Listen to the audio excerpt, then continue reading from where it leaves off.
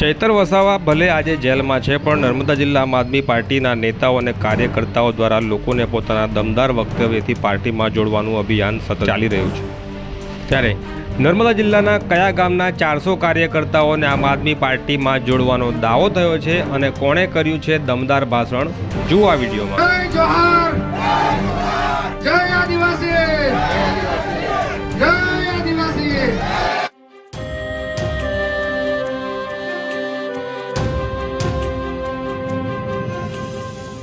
નર્મદા લાઈવમાં તમારું સ્વાગત છે। ડેડિયાપાડાના ધારાસભ્ય ચૈતર વસાવા છેલ્લા 1.5 મહિના કરતાં વધુ સમયથી જેલમાં છે, પરંતુ તેમના કાર્યકર્તાઓનો જુસ્સો ઘટવાને બદલે વધી રહ્યો છે।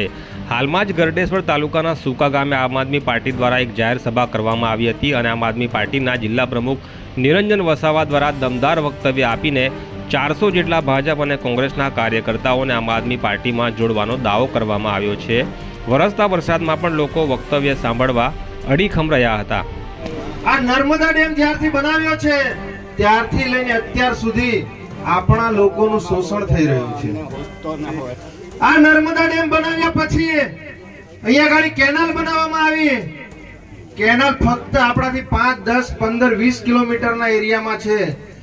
આ નર્મદા કેનાલનું પાણી અહીંથી સૌરાષ્ટ્ર, કચ્છ, ભુજ સુધી જાય છે, પણ આપણા નજીકના ગામડાઓને મળે છે ભાઈ તમને બધાને પાણી? એટલે આપણે જાગવાની જરૂર છે। આ સરકાર જો અહીંથી કચ્છ ભુજ સુધી પાણી લઈ જતી હોય અને જે વિસ્તારમાં આ આટલો મોટો ડેમ બન્યો હોય અને જે વિસ્તારમાં જે લોકોએ જમીનો આપી હોય, આજે તે વિસ્થાપિતોને અને આજુબાજુ જે ગામના લોકોને આજે પણ એ લોકો સુખાકારીથી આજે એ લોકો એનો ભોગ બની રહ્યા છે। આજે તમે આ તુરખેડા જેવી ઘટનાઓ જો, આપણા વિસ્તારથી બિલકુલ નજીક ગામ છે, આજે ઝોલીમાં લઈ લઈને મહિલાઓ હોય કે કોઈને સાપ કરડી ગયો હોય, કોઈને દવા પી લીધી હોય, આજે 108 પણ નથી પહોંચી શકતી આપણા ટ્રાઇબલ વિસ્તારમાં। અને આજે ત્યાં ગાડી કોઈ પણ નેતાઓ આટલું બધું સોશિયલ મીડિયામાં ચાલે છે, પણ તેમ છતાં ભારતીય જનતા પાર્ટીના કોઈ પણ નેતાઓ આ વસ્તુ જોવા માટે તૈયાર નથી। કોઈ સાંસદ સભ્ય ગયા છે ભાઈ ત્યાં ગાડી મુલાકાત લેવા? કોઈ ધારાસભ્ય ગયા છે? આજે ડેડિયાપાડાનો ધારાસભ્ય જો તુરખેડા ગામમાં ઘટના બનતી હોય અને ત્યાંની મુલાકાત લેવા જતો હોય, આ ડેડિયાપાડાનો ધારાસભ્ય આ કેવડિયામાં જે આપણો ટ્રાઇબલ મ્યુઝિયમ છે એ ટ્રાઇબલ મ્યુઝિયમમાં 2 જણને મારી નાખ્યા આપણા આદિવાસી સમાજના લોકોને, પણ તેમ છતાં આ ભારતીય જનતા પાર્ટીના નેતાઓ ફક્ત ફોટો શૂટ કરવા માટે આવે છે, પણ ત્યાં ગાડી 2-2, 3-3, 5-5 કલાક સુધી અમે ત્યાં ઊભા રહી અને એ કંપનીના માલિકોને કીધું કે ભાઈ આ લોકોને તમારે વળતર ચૂકવવું પડશે, અને એમને 25-25 લાખ રૂપિયા એક પરિવારને આપ્યા। અને એ પરિવારનું જ્યારે બેસણું આવ્યું ત્યારે આ ભારતીય જનતા પાર્ટીએ પોલીસ પ્રશાસનને આગળ કરી એમના પરિવારને પણ મળવા માટે આપણાને રોક્યા હતા કે નથી રોક્યા?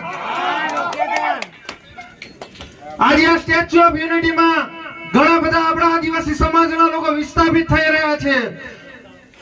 ઘણા બધા લોકોની આજે જમીનો ગઈ, લોકો આજે ટાવરો પર ચડી જાય છે, આજે લોકો ઉપવાસ કરે છે।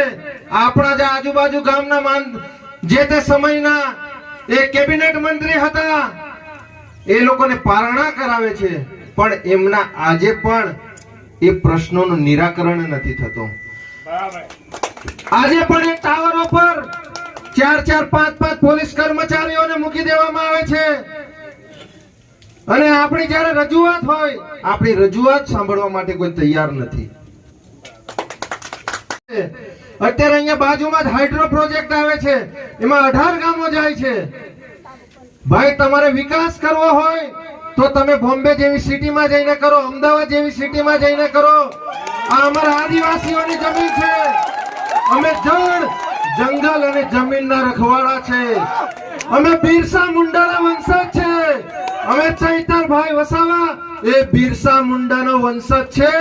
અને આવનારા દિવસોમાં આ અમારા દરેક યુવા સાથી મિત્રોની અંદર હવે ચૈતરભાઈ અને બિરસા મુંડાનું લોહી વહેતું થઈ ગયું છે। એટલે હવે અમે અહીંયા અમારા વિસ્તારમાં 1 ફૂટી કોળી પણ તમને જમીન આપવાના નથી. તમે અમારા પ્રાણ લઈ લેશો તો અમે અમારું પ્રાણ આપવા પણ તૈયાર છે. પણ આ જે તમે ભૂતકાળમાં અમારી જમીનો લીધી છે, જે તમે પ્રશાસનને આગળ કરીને તમે અમારો બુલડોઝરો ચલાવ્યા છે, અમારી બહેનોને રોડ પર ઘસેડી અને તમે આજે ડબ્બા ભરી અને તમે એમને ખોટા કેસો કર્યા છે. પણ આવનારા દિવસોમાં આજે દરેક ગામે અને દરેક ઘરે આજે ચૈતર વસાવા પેદા થઈ ગયા છે. આજે મારા યુવા સાથી મિત્રોને કેવું છે, હમણાં લગ્ન સીઝન આવશે, 9મી ઓગસ્ટ આવશે. 9મી ઓગસ્ટ ગઈ, ગણપતિ આવશે, દશા માતા આવશે, બધા જ તહેવારો આવશે.